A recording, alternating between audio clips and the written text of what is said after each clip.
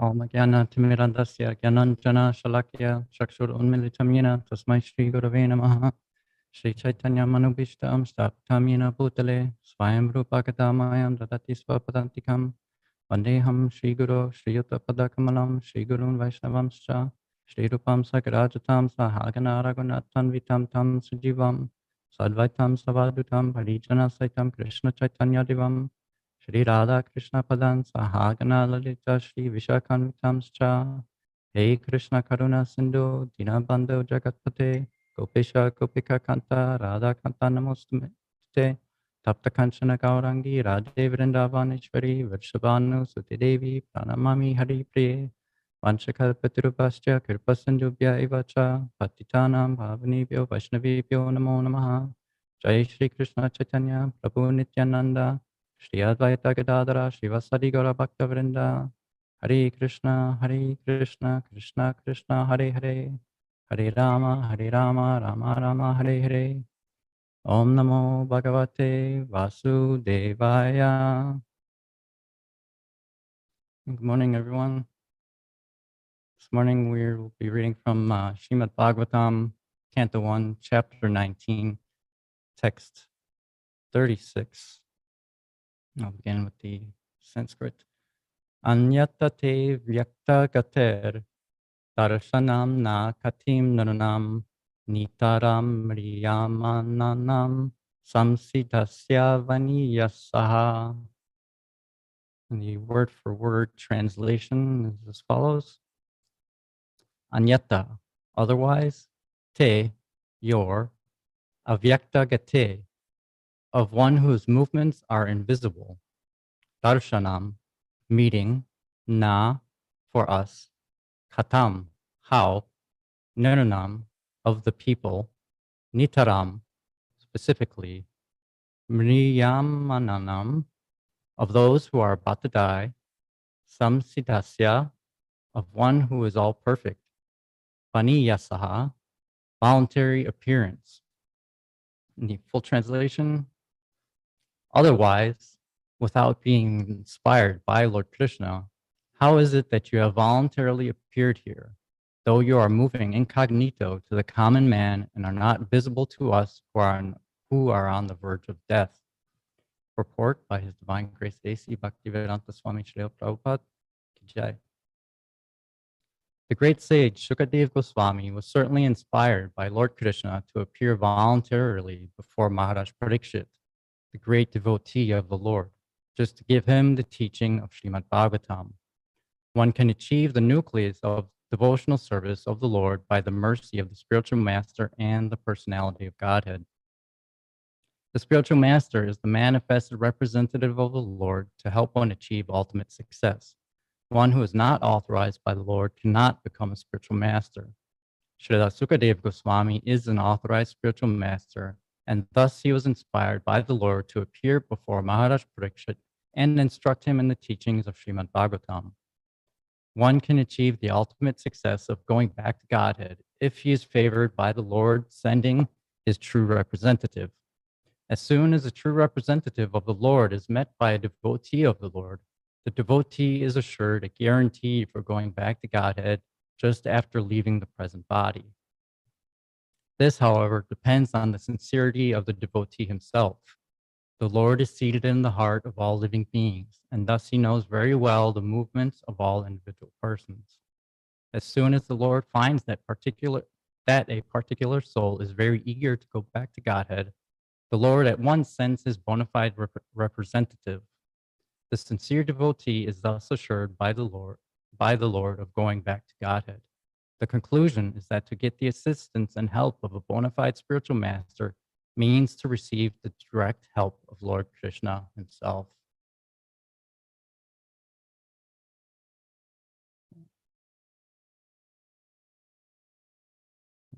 Welcome everyone once again. Thank you for allowing me to speak here. And here in this verse, Maharaj Parikshit is expressing how the appearance of a devotee depends on the Supreme Lord. And Srila Prabhupada clarifies that Śukadeva Gosvāmī was certainly inspired by Lord Krishna to appear before Maharaj Parikshit, yet still in the translation itself, it's clarified that in parentheses there, without being inspired by Lord Krishna, how is it that you appeared here? And we understand that the devotional service can be achieved by the mercy of devotees and the personality of Godhead. And the spiritual master is the manifested representative of the Lord. And one who is not authorized to be a spiritual master who is not authorized by Lord Krishna cannot become a spiritual master. And so we know that because Maharaj Parikshit received the help of Śukadeva Gosvāmī, who was an authorized spiritual master, that means that ultimately he had the blessing and the mercy of the Supreme Personality of Godhead, Lord Krishna, to receive this knowledge.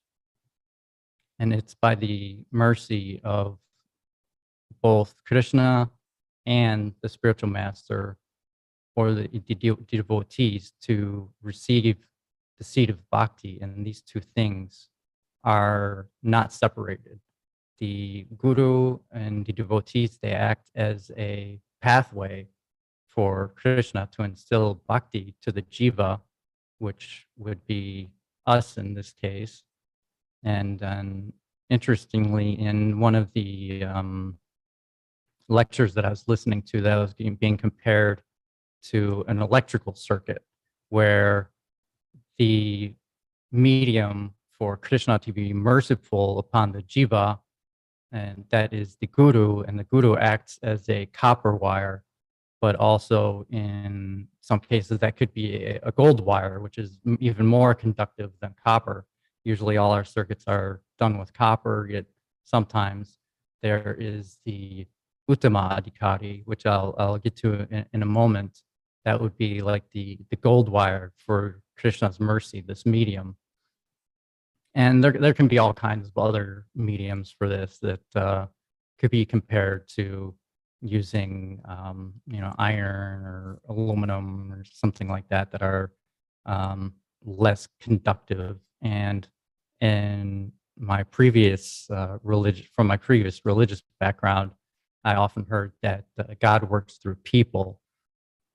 And oftentimes in life, we'll encounter certain people in a certain circumstance, and it seems to give us some direction if we have some questions, and it can feel like that's helpful for us. It can be that we're kind of guided by God in some certain way. And as I've been learning, or we've been learning, that from a Vedic perspective, we understand that individuals without the purity, that everyone is contaminated by the modes of material nature.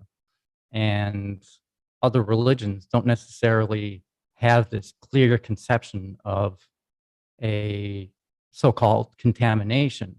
We're given like someone might be good, someone might be evil, and usually the people that are good, those are the ones who are trustworthy. And this is really a very shallow way of looking at things.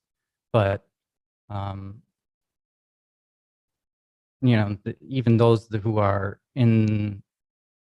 on the good side, they're still contaminated by the modes of material nature, where this isn't taken into account usually. So this here reminded me of a purport. In my main book of study is, of course, still Bhagavad Gita. So when I come to the Srimad Bhagavatam purports, I try to look back at what I can recall from the Bhagavad Gita to compare this to. And in comparison, those who are on the good side, that still reminds me of a purport from Bhagavad Gita 3.6, which I'll read real quickly. It says, There are many pretenders who refuse to work in Krishna consciousness, but make a show of meditation while actually dwelling within the mind upon sense enjoyment. Such pretenders may also speak on dry philosophy in order to bluff sophisticated followers, but according to this verse, these are the greatest cheaters. For sense enjoyment, one can act in any capacity of the social order, but if one follows the rules and regulations of his particular status, he can make gradual progress in purifying his existence. But he who makes a show of being a yogi while actually searching for the object of sense gratification must be called the greatest cheater, even though he sometimes speaks of philosophy. His knowledge has no value because the effects of such a sinful man's knowledge are taken away by the illusory energy of the Lord. Such a pretender's mind is always impure, and therefore his show of yogic meditation has no value whatsoever. So I really appreciate these clear distinctions of different individuals, that not only because someone might be in a position of leadership, such as a priest in some organization, that doesn't automatically make them a trustworthy or qualified person to necessarily be preaching or on a certain subject or guiding us.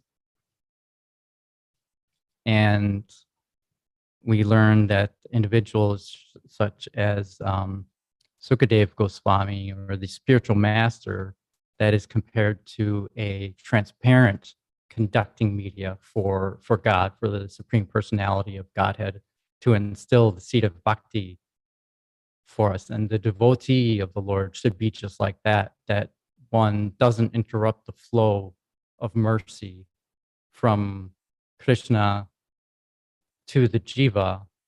And oftentimes this is misguided from one's own interests, such as what we read here, these greatest cheaters, that in their mind, they're in this position of leadership, but still misguided by their own interests, misguided by sense gratification.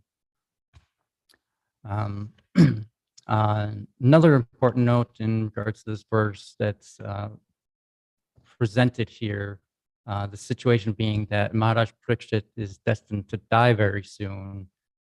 He's already in an elevated position, being a Maharaj, and we should also realize that Lord Krishna is being very merciful upon him by sending such an elevated representative, such as Śukadeva Gosvāmī. And the way that Maharaj Parikshit is able to cultivate the seed of bhakti, in 7 days, that's very rare in our cases, or in the Kali Yuga in general.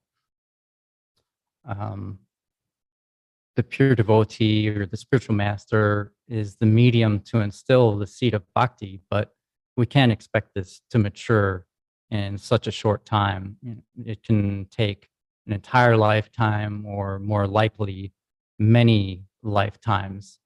And sometimes we see that a devotee seems to have grown the seed that they've, we can see that in Srila Prabhupada's disciples sometimes, where they've met Srila Prabhupada and within one lifetime come to a very elevated stage where we would assume that they achieve Krishna Prema and then go back to Godhead.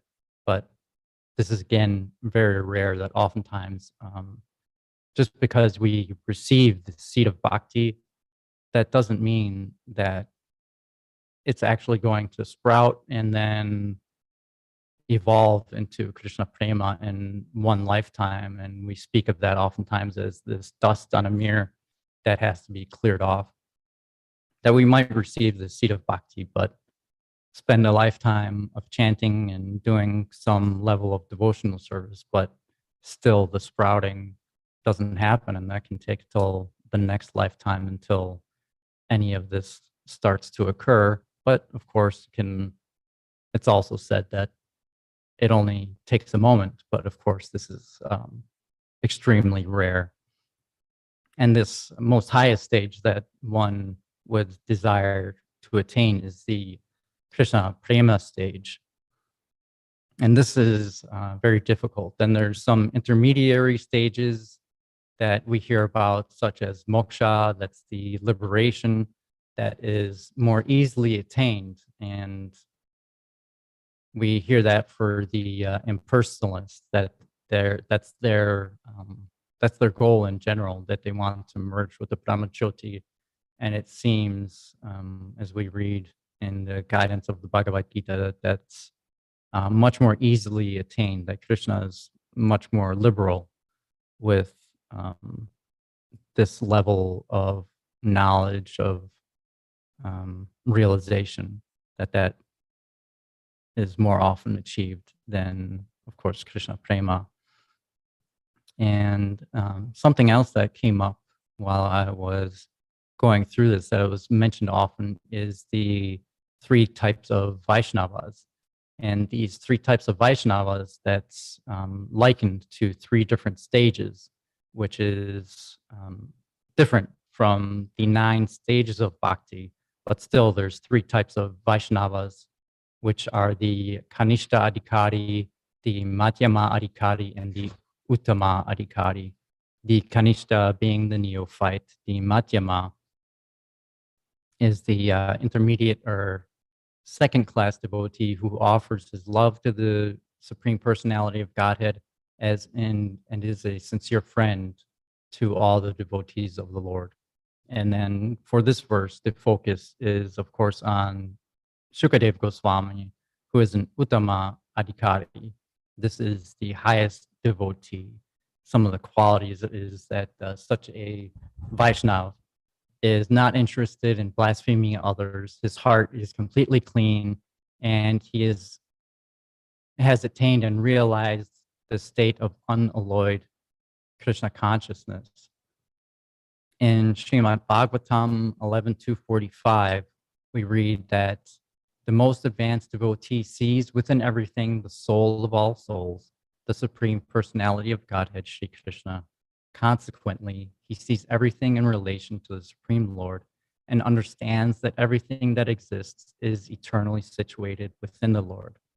And then finally, Sri Chaitanya Mahaprabhu in Chaitanya Charitamrita Madhya 16.74 states that a first-class Vaishnava is he whose very presence makes others chant the holy name of Krishna.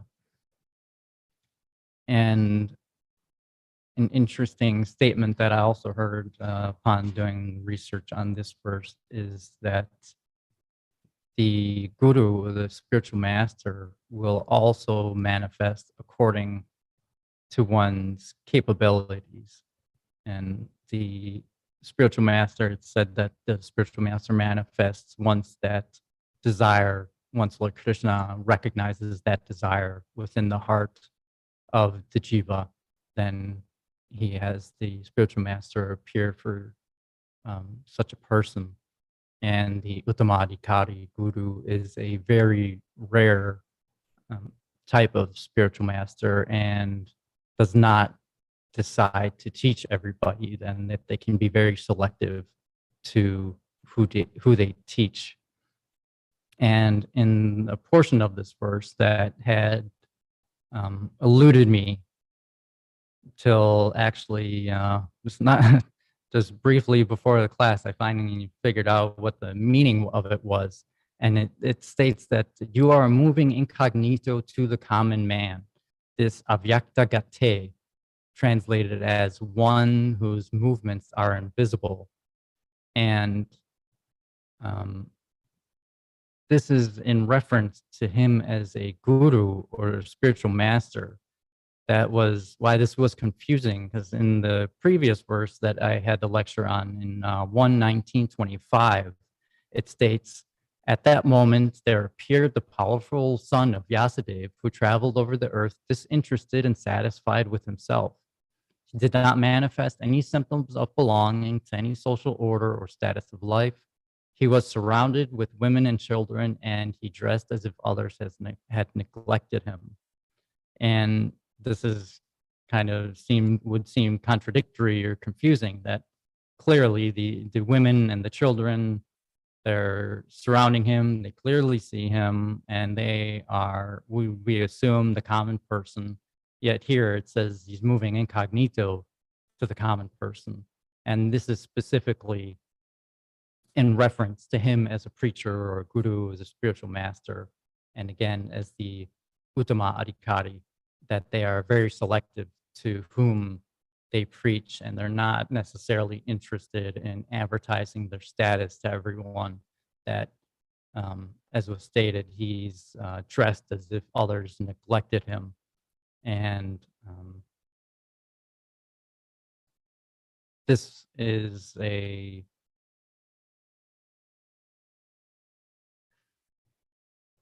can be compared to the gold wire once again, for the conductor for Krishna's mercy, and a very, very selective one. In some of the verses we hear that Śukadeva Gosvāmī is very selective to who he preaches.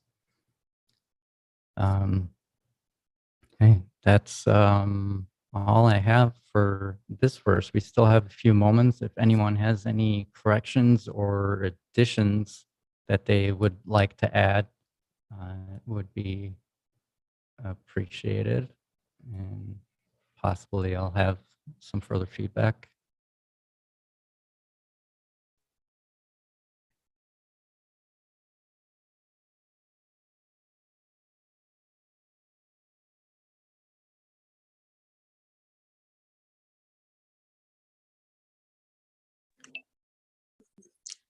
Hare Krishna, Prabhu, please accept my humble obeisances. Hare Krishna, Mataji, please All accept my glories humble to obeisance. Prabhupada. Yeah. All glories to Prabhupada. Just to mention that it was the first time I'm hearing that coming across that spiritual master is like completing the electric circuit and the gold wire. Yes, interesting. That was the first time I heard that one. That's a very nice analogy. Thank you for the nice class. Thank you. Thank you. Krishna. Appreciate it. Hare Krishna. Yeah, that's I was hearing that in the lecture from Banu, His Holiness Banu Swami Maharaj was mentioning that. Fortunately, in this first canto, I've been able to hear several of his lectures, which I've been enjoying.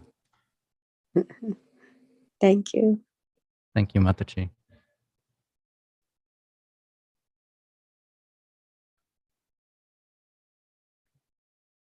Should we wrap up there? What is that telling from 19 to 36? It looks like little conflicting. Can you repeat once again, Prabhu?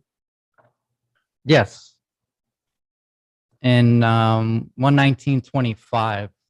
25, okay. Yeah, 119.25. It's I'll just read those specific sentences. It says, he was surrounded with women and children and dressed as if others neglected him.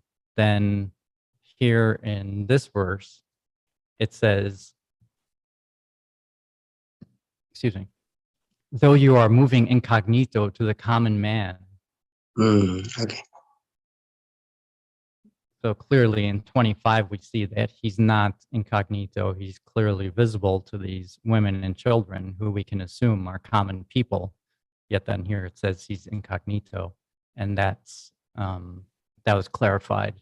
And interesting, it's not clarified in Prabhupada's purport here, but again, Banu Swami helped out with this, that this is in reference to him being a spiritual master, that these women and children, we can think that they're most like they're following him because he's dressed in such a strange way, and he and it was in some other purports that he looks he acts or looks like a madman when he was a child, I believe, that he's just such a strange and captivating personality that people are captivated by him, they follow him around, but that's not necessarily because they're trying to gain knowledge from him or they know his elevated position. It's just that he has a strange, unusual attraction to him that people want to be close to.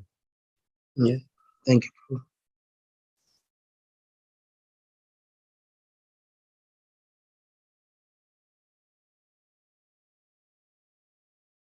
Prabhu. If we can end here. Vanchakalpatarubhascha kripasindiva evacha patitanam pavanebhyo vaishnavebhyo namo namaha. Srimad Bhagavatam ki jai. Shri Prabhupada